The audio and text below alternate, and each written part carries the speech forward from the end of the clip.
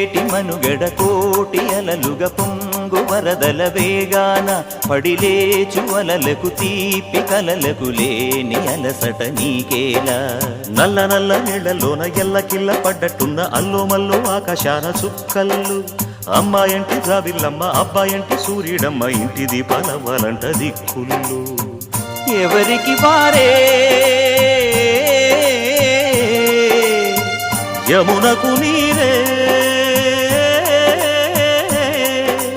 రేవు నీరు నావదంట నావతోడు రేవుదంట పంచుకుంటే